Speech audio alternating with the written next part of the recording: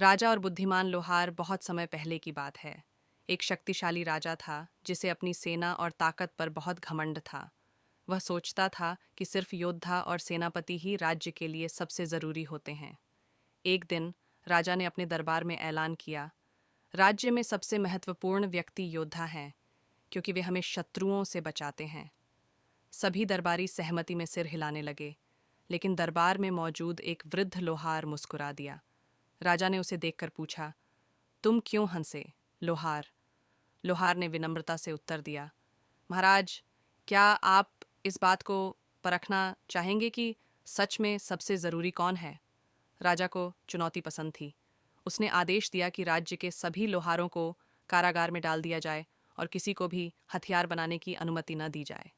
कुछ महीनों तक सब कुछ ठीक चला, लेकिन धीरे धीरे राजा को महसूस होने लगा कि सेनापति और योद्धा नए हथियारों के बिना कमज़ोर हो रहे हैं। पुराने हथियार टूटने लगे, तलवारें कुंद हो गईं और ढालें कमज़ोर पड़ गईं। एक दिन पड़ोसी राज्य ने आक्रमण कर दिया। राजा ने अपनी सेना को युद्ध के लिए तैयार होने को कहा, लेकिन सैनिकों के पास न तेज तलवारें थीं, न मजबूत कवच। राजा चिंतित हो गया। अब उसे अपनी गलती का एहसास हुआ। उसने तुरंत सभी लोहारों को रिहा करने का आदेश दिया और उनसे हथियार बनाने की विनती की। बुद्धिमान लोहार दरबार में आया और राजा से बोला, महाराज, हर व्यक्ति की अपनी एक महत्ता होती है।